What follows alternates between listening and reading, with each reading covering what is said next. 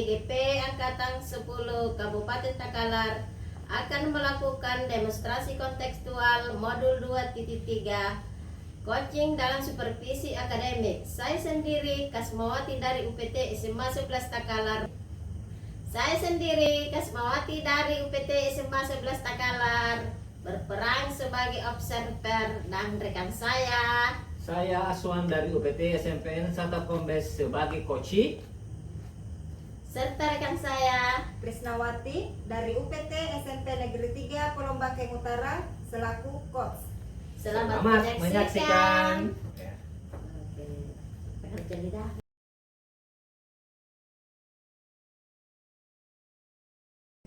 Assalamualaikum warahmatullahi wabarakatuh. Waalaikumsalam warahmatullahi wabarakatuh. Bagaimana kabar Tak Ibu Rusna? Alhamdulillah baik Bu Kasma. Saya Ibu Kasmawati selaku observer pada diskusi kita hari ini. Nah, begini Bu, sebelum kita melakukan coaching, sebagai awal saya akan mengajukan beberapa pertanyaan. Ini sama Ibu. Pertama-tama saya akan mendiskusikan tentang rubrik penilaian kita hari ini. Baik Bu, pada coaching kita hari ini saya akan mengamati coach dan coaching dan nilai sesuai dengan rubrik penilaian. Apakah sudah sesuai dengan alur Tirta atau belum? Kemudian bagaimana Ibu memberikan pertanyaan yang berbobot kepada coach dan juga bagaimana coach tersebut bisa merespon atau menanggapi pertanyaan dari Ibu sebagai coachnya. Nah, jangan lupa yang disesuaikan dengan prinsip coaching. Di antaranya seperti proses kreatif dan memaksimalkan potensi. Apakah sampai di sini Ibu sudah paham? Iya, paham Bu. Nah, pertanyaan pertama yang ingin saya tanyakan kepada Ibu adalah kompetensi apa yang sekiranya Ibu ingin kembangkan pada coaching kali ini? Ya Bu, kompetensi yang ingin saya kembangkan itu adalah kompetensi mendengarkan secara aktif dan kompetensi mengajukan pertanyaan berbobot teknik rasa. Oke. Adapun pertanyaan saya yang kedua Bu, kompetensi mana yang ingin Ibu kembangkan secara spesifik?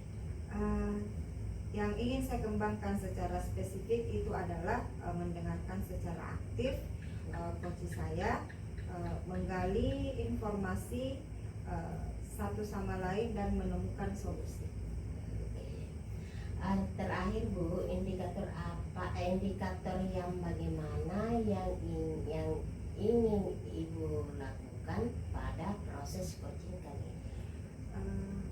Ada indikator yang ingin saya capai itu adalah indikator alur Tirta, di mana adanya tujuan, identifikasi, rencana, dan tanggung jawab. Baik Bu, sekiranya untuk observasinya kali ini cukup sampai di sini. Saya akhiri. Assalamualaikum warahmatullahi wabarakatuh. Assalamualaikum. Waalaikumsalam warahmatullahi wabarakatuh. Kenapa Pak Aswan? Ya, ada sesuatu ini yang mau saya konsultasikan dengan Ibu. Iya, apa itu Pak Aswan? Bisa diceritakan? Ini tentang pekerjaan saya Bu, yang ya bertumpuk-tumpuk sehingga membuat saya kebingungan Bu. Kebingungan bagaimana gitu? Pekerjaan yang bagaimana yang kita maksud? Karena saya yang handle ini, terus ditambah lagi ini, bersamaan dengan ini, jadi semuanya bersamaan dan membuat saya bingung yang mana duluan saya kerjakan ini Bu. Misalnya ini modul ajar saya belum selesai, saya sudah harus bikin lagi modul P5. Belum selesai P5-nya, ada lagi kerjaan sebagai bendahara bos. Ini yang membuat saya bingung karena semuanya bersamaan. Oh iya, saya paham. Tapi saya tanya kepada Pak Aswan ini, bagaimana manajemen waktu yang baik yang dapat membantu Bapak itu untuk selesaikan itu pekerjaan tak? Ya, inilah yang membuat saya bingung juga bagaimana manajemen waktu yang baik ini. Ya, mungkin perlu membuat jadwal atau bagaimana, ini yang sementara saya pikirkan juga. Iya, ada baiknya memang membuat jadwal Pak, supaya terstruktur gitu apa-apa yang memang betul-betul penting yang kita kerjakan terlebih dahulu. Terus ada tidak hambatan-hambatan Bapak itu hadapi dalam pengelolaan waktu tak? Ya, hambatannya itu karena tidak banyak teman yang bisa membantu saya, karena ini pekerjaan yang sepertinya seakan-akan cuma saya yang bisa mengerjakan. Nah, mungkin ada teman yang bisa, cuma memang tidak menunjukkan dirinya. Nah, sehingga saya seakan-akan sendirian untuk mengerjakan pekerjaan ini, Bu. Oh begitu ya, jadi macam sendiri Ki begitu. Ya. Kemudian, nah bagaimana dengan aktivitas yang kita anggap itu paling menyita waktu tak untuk menyelesaikan itu semua? Kalau yang paling urgent dan paling harus segera diselesaikan itu modul ajar, karena kan sudah masuk pembelajaran. Baru modul ajar saya ini belum selesai karena mengerjakan pekerjaan yang lain. Nah, ini yang jadi kendala ini. Kalau kebiasaan baik yang pernah Pak Aswan lakukan itu yang bagaimana? Kalau mungkin itu yang bagus, ya, itulah yang Ya. tadi membuat jadwal kegiatan urutan-urutannya supaya tidak keteteran seperti itu, misalnya seperti itu. Jadwal kegiatan urutan-urutannya supaya tidak keteteran seperti itu, misalnya seperti itu. Selama ini ada nggak kesulitan Pak Aswan? Ya, Yang kesulitan dalam mengatur atau mengelola waktu tak? ya kesulitannya itu tadi, mencari partner untuk bisa berbagi dan bersinergi, berkolaborasi untuk menyelesaikan tugas-tugas tersebut. Begitu Dik. Kemudian kalau ada langkah-langkah yang bisa Bapak ambil untuk memperbaiki manajemen waktu tak untuk ke depannya? Yang tentang lagu ini ya, harus bagaimana ya, saya pikir-pikir lagi dulu apa kira-kira ya yang bagus ya.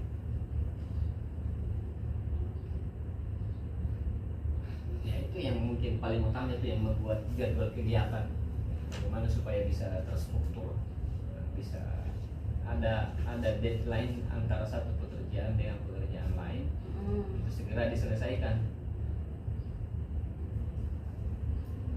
Kalau Pak Aswan sendiri untuk mengoptimalkan itu waktu yang sudah kita rencanakan, bagaimana kira-kira untuk menyelesaikannya? Untuk menyelesaikan ya itu tadi ya, sebenarnya butuh bantuan sebenarnya. Ada yang sebenarnya paling cukup, bukan hanya menyita waktu tapi menyita pikiran, itu yang kerjaan jadi bendahara bos. Nah ini yang susah sekali saya rasa, karena ini bukan di bidang saya, bukan minat saya, dan karena memang tidak ada yang bisa mengerjakan ini, terpaksa saya ambil. Kalau soal pekerjaan sebagai bendahara bos, karena saya punya pengalaman sedikit Pak di bidang dana bos itu, memang kita butuh manage waktu, di mana penyusunan arkasnya, kemudian anggaran-anggaran yang mau dimasukkan, jadi itu harus sesuai, karena kadang itu kita keteteran apabila di tahap-tahap itu kan, di penganggaran dana bos kan ada bertahap-tahap Pak. Nah, ketika misal penganggaran tak itu di situ ada kesalahan, maka otomatis tidak akan sinkron lagi. Nah, itu yang biasa kadang membuat mungkin terhambat karena di situ Pak ya. Ya kadang dana yang harusnya di tahap pertama kita masukkan di tahap kedua. Jadi harus memang ada, kita atur dulu sebelumnya apa-apa yang kita mau anggarkan di di tahap pertama dan apa yang kita mau anggarkan di tahap kedua supaya saling ketemu.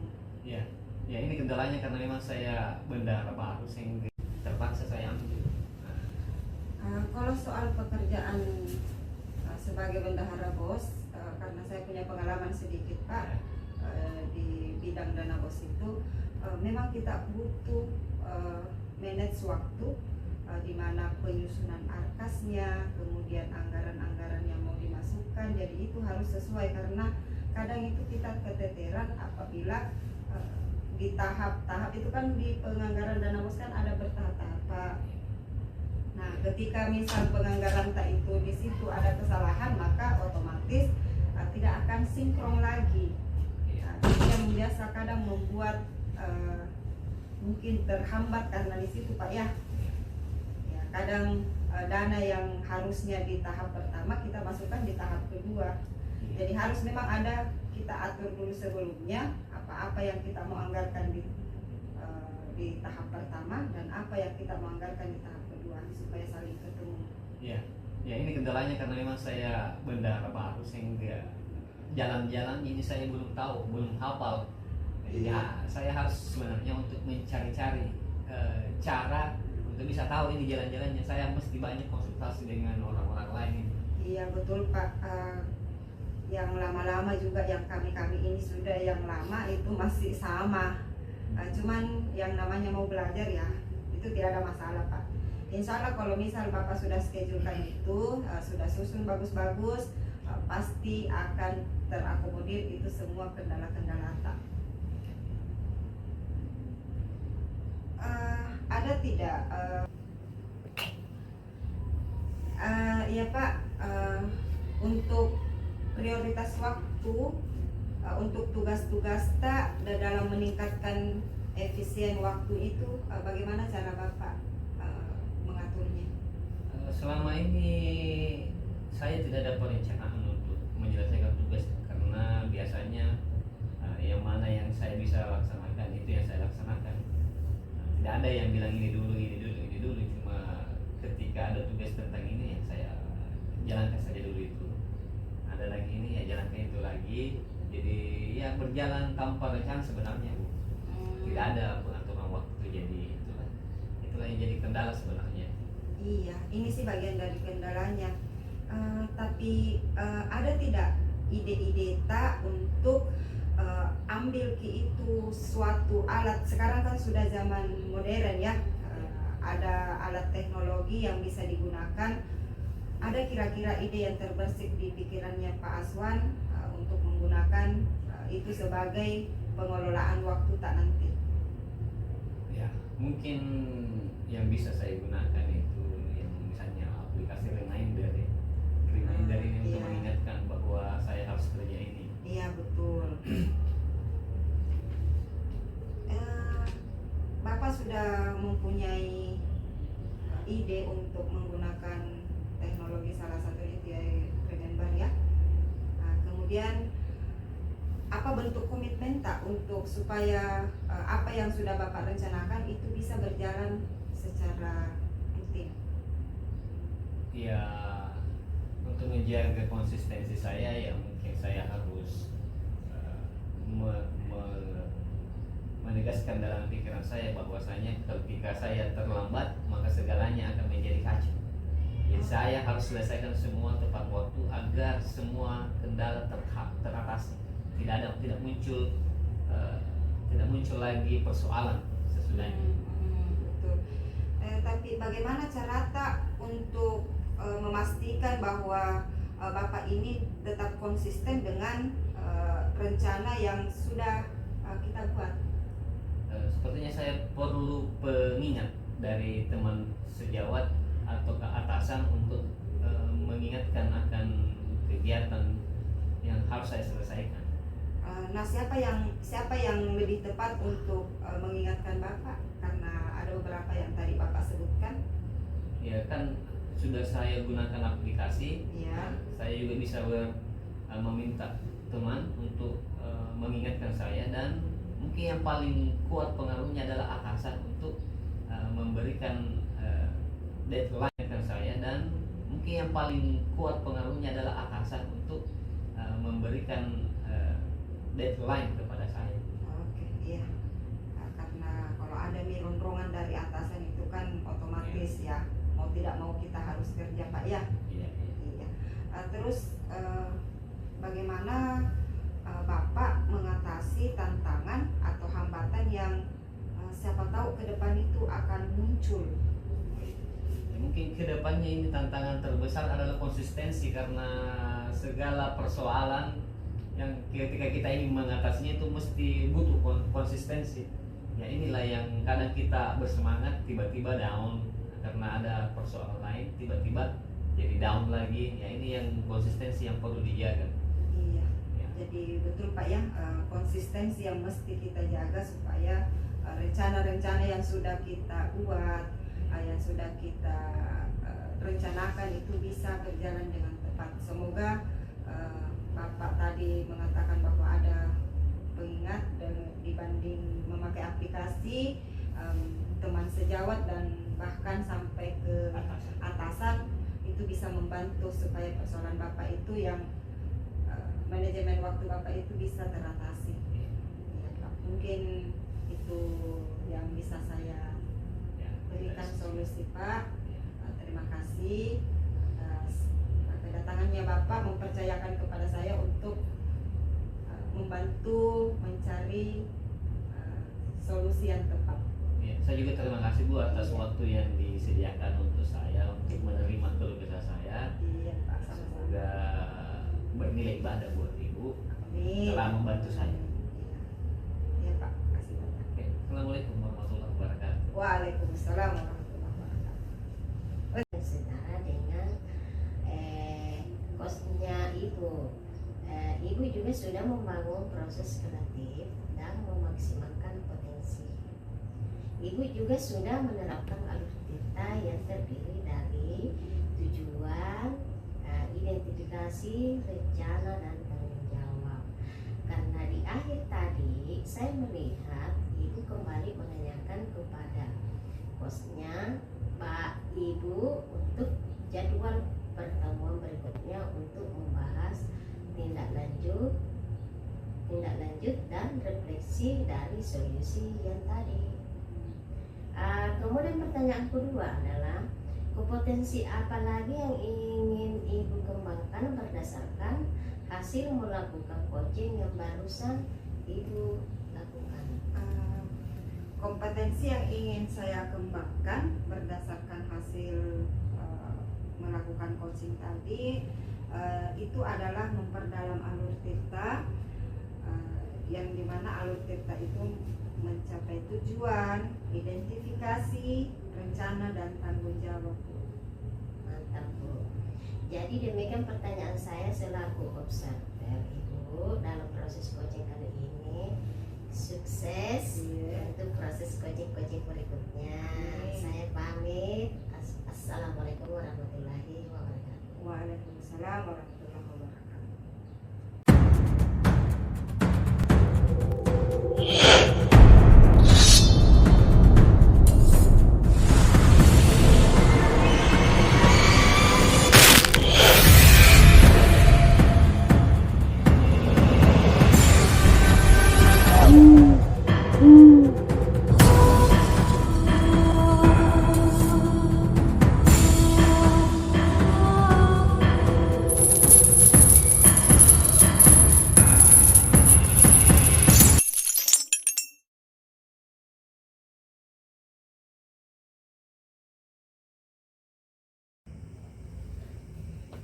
Assalamualaikum Ibu Kasma.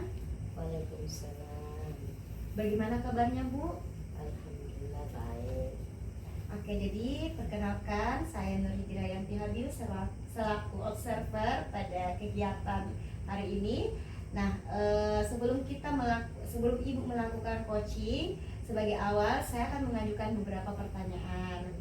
Nah, pertama-tama saya akan mendiskusikan tentang rubrik penilaian kita pada hari ini. Baik pada coaching yang akan saya amati coach dan coachee, dan saya akan nilai sesuai dengan rubrik penilaian apakah sudah sesuai dengan alur tirta atau belum. Nah, kemudian bagaimana Ibu memberikan pertanyaan berbobot kepada coachingnya Ibu, dan juga bagaimana coach tersebut merespon dan menanggapi pertanyaan dari Ibu sebagai coachnya. Nah, jangan lupa juga Bu, yang disesuaikan dengan prinsip coaching, diantaranya kemitraan, proses kreatif, dan memaksimalkan potensi pada coachingnya Ibu. Nah, apakah sampai sini Ibu sudah paham? Ya.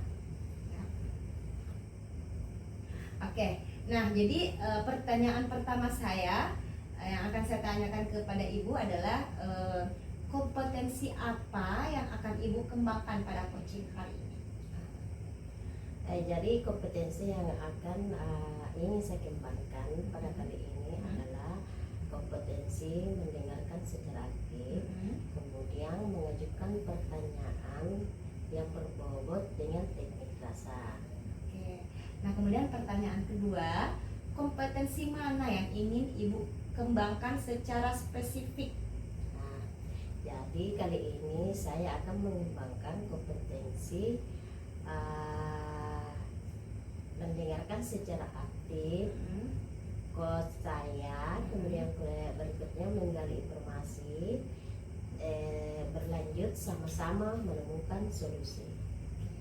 Nah, terakhir Bu, bagaimana yang indikator yang bagaimana yang ingin Ibu inginkan dalam proses coaching kali ini?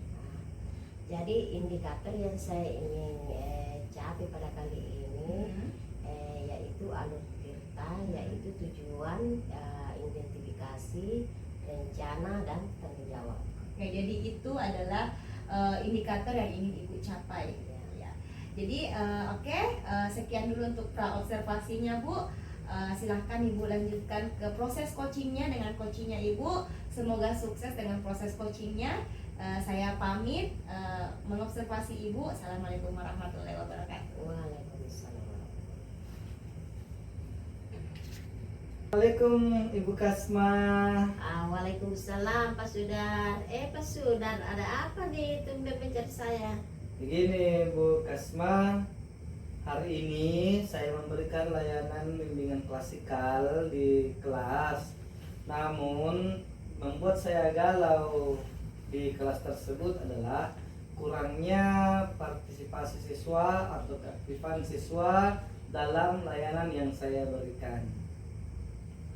Oh, jadi ceritanya ini Bapak galau ya karena siswa Bapak kurang aktif di kelas. Iya, seperti itu Ibu. Jadi apa harapan Bapak melalui percakapan kita ini dengan saya? Jadi saya harapnya dengan percakapan ini lupa. Kasmi masih di situ. Apa harapan? Jangan makian. Iya, demikian. Jadi saya harap melalui percakapan ini saya bisa menemukan solusi untuk masalah yang saya ceritakan tadi kepada Ibu. Sana, jangan. Sini, Oh iya. Apa tujuan? Oh, apa tujuan Bapak sebenarnya dalam meningkatkan keaktifan siswa Bapak? Jadi saya Bu Kasma ingin menciptakan lingkungan belajar yang sesungguhnya, di mana pembelajaran atau layanan itu tidak hanya satu arah, tapi ada timbal baliknya, di mana saya berceramah dan siswa memberikan umpan balik. Dan selama ini hanya saya berceramah tanpa ada umpan baliknya yang dikasih. Oh, ngomong-ngomong, apa Bapak sudah lakukan untuk mencapai tujuan tersebut? Baik, saya sudah memasukkan metode dalam pelayanan saya yang menurut saya bisa mencapai tujuan tersebut, Ibu Kasih. Oh, jadi Pak sudah memasukkan metode yang menurut Bapak sudah efektif dalam meningkatkan keaktifan siswa Bapak itu.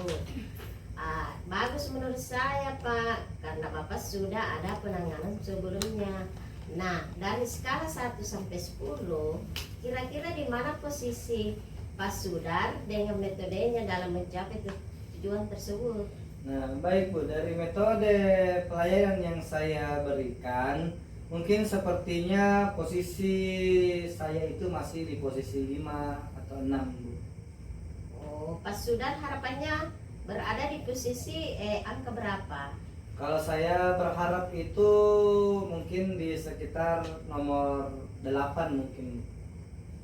Nah, selain metode yang telah Bapak terapkan tersebut, apakah Bapak pernah melihat atau membaca sebuah metode pembelajaran yang interaktif yang mungkin bisa disandingkan dengan metode yang pernah Bapak terapkan atau mungkin bisa digonta-ganti selang-seling? Dari metode pelayanan yang saya berikan, mungkin sepertinya posisi saya itu masih di posisi 5 atau 6 Bu. Oh, Pak Sudan harapannya berada di posisi angka berapa? Kalau saya berharap itu mungkin di sekitar nomor 8 mungkin. Nah, selain metode yang telah Bapak terapkan tersebut, apakah Bapak pernah melihat atau membaca sebuah metode pembelajaran yang interaktif yang mungkin bisa disandingkan dengan metode yang pernah Bapak terapkan atau mungkin bisa digonta-ganti selang-seling dengan metode Bapak? Jadi saya pernah melihat beberapa teman Ibu menggunakan metode permainan di kelas. Ada juga metode bermain peran. Bahkan ada beberapa yang saya temukan di sosial media terkait dengan ide-ide atau metode-metode pembelajaran di kelas. Nah, berarti Pak Sudar ini sudah ada dapat gambaran tentang metode tersebut ya. Coba Bapak bayangkan metode tersebut, lalu kemudian menurut Bapak, apakah metode tersebut bisa Bapak terapkan dan apakah ada kecenderungan meningkatkan keaktifan peserta didik? Nah, iya Bu.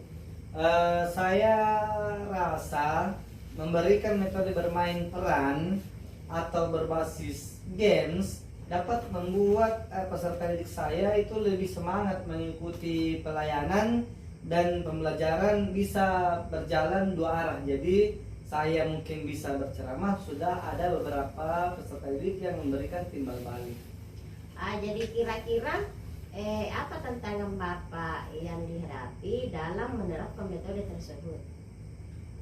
Mungkin salah satunya itu adalah manajemen kelas yang harus saya tingkatkan, karena sepertinya metode tersebut rentan dengan suasana kelas yang bising. Begitu mungkin Mas.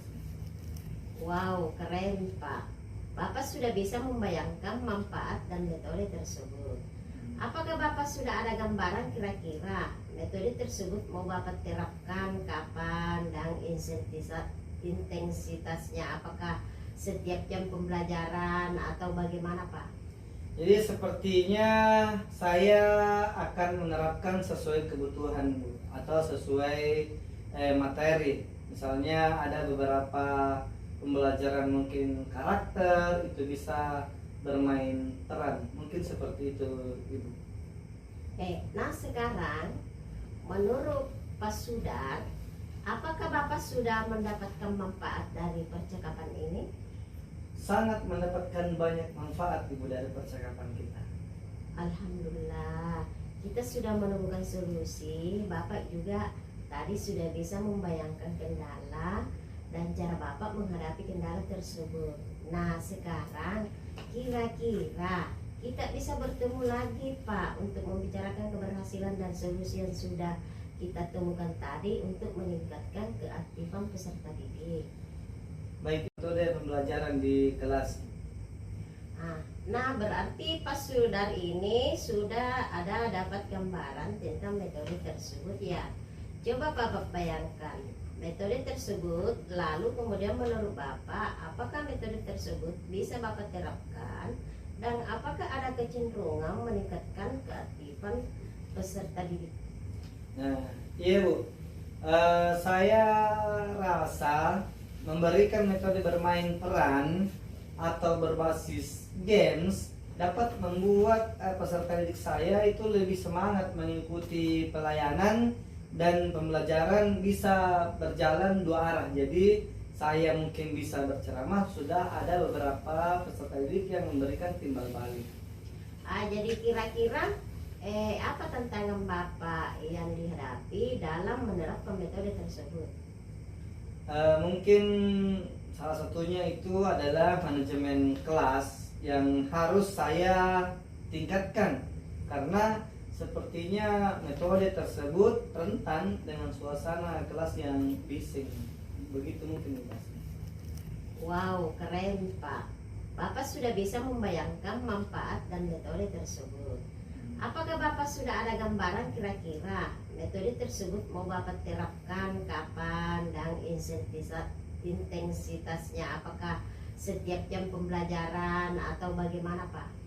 Jadi sepertinya saya akan menerapkan sesuai kebutuhan Bu, atau sesuai materi. Misalnya ada beberapa pembelajaran mungkin karakter, itu bisa bermain peran, mungkin seperti itu Ibu.